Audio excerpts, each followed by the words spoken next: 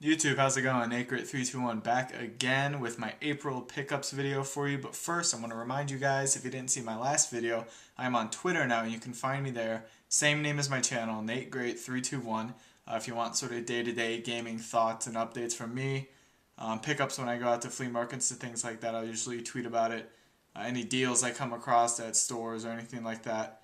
Any links to gaming news stories I find interesting, things like that. So if you're interested in that, follow me. I got a handful of followers right now, but I encourage more of you to go ahead and follow me on there if you'd like. And I actually do have a really good deal coming up this week that I did tweet about, and I'll let you guys know through YouTube right now.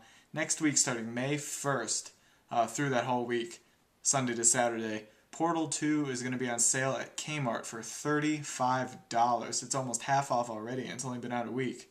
If you don't have a Kmart in your area, you can go to GameStop, and it's going to be on sale for $40 there. So not as great of a deal, but still, 20 bucks off a brand new game is a pretty good deal. So I'm definitely going to take advantage of that and go to Kmart Sunday most likely and go ahead and buy Portal 2. So keep an eye out for that, you guys that kind of held off and weren't so sure about the game.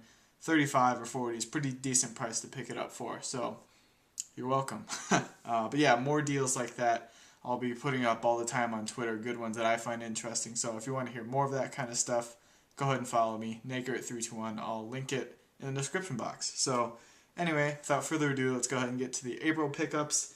How many games do I got? I have 4, 5, 6, 7, 8 games, 3 modern, 5 retro. So we'll go ahead and start with the retro games. This one's retro in a way. It's a re-release of a retro game. It's Space Ace on DVD, and Space Ace is a game made by the same people that did Dragon's Lair and Dragon's Lair 2. Don Bluth, and he's the artist. I can't think of the guy that... Rick Dyer, I think, was the guy that was involved with the actual Laserdisc sides of things. But they paired up for those 3 games. Very iconic 80s arcade games. I got it to put on my MAME cab, and it was a huge pain in the ass getting it on my MAME cab. Oh my god, it was the most frustrating thing ever. I wanted to toss this disc out the freaking window when I was done with it. But finally got it on there, thank goodness. I had to contact the creator of the actual Daphne emulator, and he had to go in like my computer, do like a remote desktop thing, debug my emulator and all this kind of garbage. It just, it was a lot of work. But I give him a good donation for his emulator site because of that, as a thank you. He does really good work. He does it for free, so I figured it's the least I could do. Give him a good donation. So finally happy to get that working. So now I got the so-called Dragon's Lair trilogy on my MAME cab, which is very cool. So we'll go on to some retro pickups. This first one I found at a Goodwill near me, which if you follow me, you'll know that my Goodwills around here don't have anything ever. And there was a stack of N64 games, probably about 8 of them, for $1 each, and maybe I could have bought all of them, and I could have resold a lot of them for a really good price. There were ones like Banjo-Kazooie and Super Smash Brothers, and games that go for a decent amount of money. I definitely would have made money back, paying $1 each. But I decided I already have most of the games, so I held off. I figured I'll do the good thing, and instead of being greedy and trying to resell them, I'll keep them in there. Maybe someone who really wants them and wants to play them will get them. Most likely a reseller just bought them anyway, but I like to think I'm doing the right thing, So I did that, and I picked up one of the games, though, because I didn't have it, and that'd be Diddy Kong Racing. Very cool game. I remember a neighbor and friend of mine who lived up the street from me when I grew up was obsessed with that game. He had the strategy guide, and there were like time trial things in the back that he would look up and try to beat the times and like replay the tracks over and over. Personally, I think I like Mario Kart more, but Diddy Kong Racing is a cool, different game to it. It's made by Rare, and I haven't seen a bad game by Rare yet on the N64. Diddy Kong Racing, as far as the racing part goes, I think it's a little simpler than Mario Kart, but it also has airplanes and hovercraft, so you get a little more variety in the tracks, ones that were built for airplanes and ones that were built for like water kind of hovercraft things. So it's pretty cool in that respect. Very cool game. Haven't dove too much into it. I raced a couple tracks, but maybe I'll get more into it later. I like playing as Conker in that game because this was before Conker's Bad Fur Day came out, so he was all like cute and cuddly in this game, and Conker in my mind is this like profanity spewing like Bill one from Conker's Bad Fur Day, so I always pick Conker just because of that reason. But yeah, anyways, next 3 retro games I got at a flea market. I was on the road for work, I guess this last weekend from Thursday to Saturday, so Sunday on my way back, I stopped at a flea market and found 3 games, 2 NES games, 1 Super Nintendo game, and surprisingly enough, they were resellers. I could tell because they had a big sign like hanging on their thing, video games, buy, trade, sell, that kind of thing. And usually it's not a good sign. All their games are behind glass, and it's kind of a pain. You usually assume they're going to just jack up the price, but luckily this guy was actually pretty good with it. I picked up 1 game off him, and that would be RoboCop vs. Terminator, the Super Nintendo. Typically, I think on eBay this probably goes for, I don't know, anywhere between $5 to $10 maybe. I think the Genesis version's a little more sought after, but this one's still pretty good nonetheless. I had my eye out for either version for a while, and I was ready to talk him down, but luckily enough, he had it priced at $5, which I thought was fair. If I really wanted to be stingy about it, I probably could have tried to talk him down to 3, but I thought 5 was fair. It's a pretty decent game, just kind of a side-scrolling shooter game. There's a lot of Super Nintendo games like that. The Genesis port generally I think is accepted as the superior port of the game, but Super Nintendo's not that bad. Pretty cool game for $5, not awful. And these 2 NES games I picked up off a guy who I don't think was a reseller. He just had a bunch in a box, and he said he would do 1 for $3 or 2 for $5. So I went ahead and just tried to find 2 games that I wanted in there. I ended up picking up Excite Bike, a very classic, black box original NES game.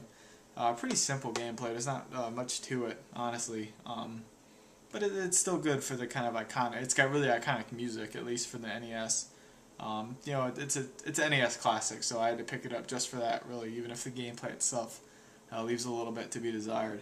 And the other one I picked up is Blades of Steel. I hear a lot about this game, and it is a very, very cool hockey game. Very fun, very simple, but they're awesome. It's a really cool game. I think I still like the 16-bit, like the Sega Genesis hockey games better, but this one's still a lot of fun. Very cool and very appropriate, being the NHL playoffs going on right now. My Blackhawks got knocked out, but that's another story. So props to you Vancouver fans out there. I know you all rioted in the streets about that one. So anyway, on from hockey. The 3 modern games I got were all deals. I got them, decent price. First, I think I had I guess we'll go chronologically. I went out and bought Crysis 2. I was on the fence about this. I didn't really know whether it'd be worth it or whether it'd be another kind of generic shooter. I haven't gotten into Call of Duty, in a while. I haven't played in a long time. Looking for something different, something new, and I was on the fence whether this really would do it for me. I sprung on it. It was on sale for $50, and I had like a $10 reward zone coupon, so I ended up getting it for $40. Pretty decent game. I'm still not done with the 1 player. I have to go back into it. I don't think it's like revolutionary as a first-person shooter, but it still feels very good. It's pretty cool, being able to use the invisibility, like the cloaking thing, and you get like super armor and things like that. So it's pretty cool. The weapons still feel kind of the generic sort of near future sort of weapons. It's nothing you haven't seen before, really. Multiplayer is pretty standard fare. I think it's a mix. It feels a lot like Bad Company 2 as far as how the weapons handle and how the character handles, but the map design is very small and confined and corridor driven, kind of like Call of Duty is. So it's a decent mix of both, I think. Not too bad. I don't know if I'd pay $60 for it, but if you can get a good deal, and it has been on sale quite a bit, honestly, because I don't know if it sold that well. If you can get it on sale, $30 to $40, might not be too bad. I don't know how long the online community, at least on consoles, is going to last. I would bet that the PC version of it's probably going to have a little longer lasting online community, but we'll see. The graphics do look very good. They're hyped up, I can't say whether it's, the best on the console. I'm not really sure. But they do look very good for Xbox. That console is like 6 years old or something. 5, 6 years old. Very good. Good graphics. So Crysis 2, pretty cool first-person shooter.